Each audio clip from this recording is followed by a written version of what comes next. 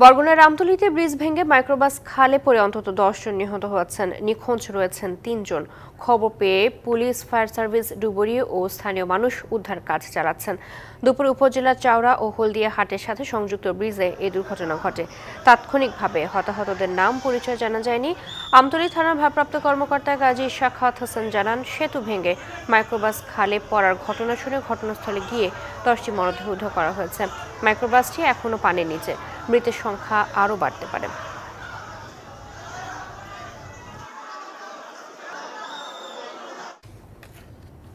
এই বিষয়ে আরো জানাতে আমাদের সাথে যুক্ত হচ্ছেন সহকর্মী মালিক মিঠু। কথা বলবো তার সাথে।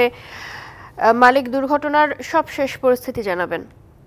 চৌকি, আপনাকে আসলে ধন্যবাদ। আসলে একটি বরযাত্রী হলদিয়া স্থান নামক যাচ্ছিল, এর মধ্যে পথের মধ্যে যে একটি হলদিয়া একটি আগে থেকে ঝুঁকিপূর্ণ যে ব্রিজ ছিল, সেই ব্রিজটি ভেঙে হাইয়েস্ট একটি গাড়ি, এই গাড়িটি আসলে পানিতে নিমজ্জিত হয়। এই ঘটনা এখন পর্যন্ত 10 জন আসলে মরদেহ এরই মধ্যে কিন্তু বরগুনা আমতলীর যে হাসপাতাল সেখানে নিয়ে এসেছে। এখন পর্যন্ত নিখোঁজ রয়েছে কিন্তু 4 জন।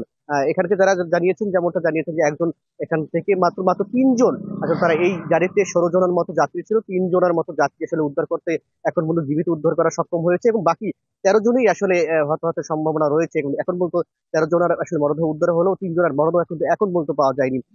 এর মধ্যে আমি বলে রাখি, এই যাত্রীটি ছিল একটি বরযাত্রী যাত্রী, যাত্রী সহ এবং বর সহই আসলে এইখানের হতাহতের ঘটনা আসলে ঘটেছে, এমনটা আসলে আমরা জানিয়েছেন। আমরা এখন পর্যন্ত আসলে ঘটনাস্থলে পথে আমরা রয়েছি।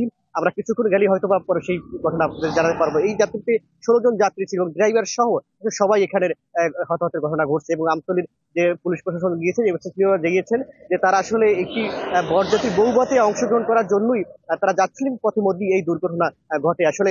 এই এবং অনেকের যে বাকি 3 জন যারা নিখোঁজ রয়েছেন তারাও আসলে জীবিত নেই, এমনটাই আসলে জানিয়েছেন যে আসলে এখানকার যারা স্থানীয় রয়েছেন এবং অন্যান্য যারা রয়েছেন। এর ভিতরে কিন্তু 3 জন আসলে শিশু রয়েছেন এবং 2 জন নারী রয়েছেন, আর বাকি সবাই কিন্তু পুরুষ। 5 জনের মতো পুরুষের মরদেহ উদ্ধার হয়েছে। বাকি 3 জন, যার ভিতরে কিন্তু একজন নারী রয়েছেন এবং একজন শিশু এবং একজন পুরুষ রয়েছে। এই এমনটা খবর আমরা জানতে পেরেছি। সর্বশেষ বাকি 3 জনের ভাগ্যে কি রয়েছে আসলে এখন পর্যন্ত আসলে জানতে পারা যায়নি। তাই এই ছিল আসলে বরগুনা থেকে সর্বশেষ হতাহতের ঘটনা। মালিক মিঠু, ধন্যবাদ আপনাকে।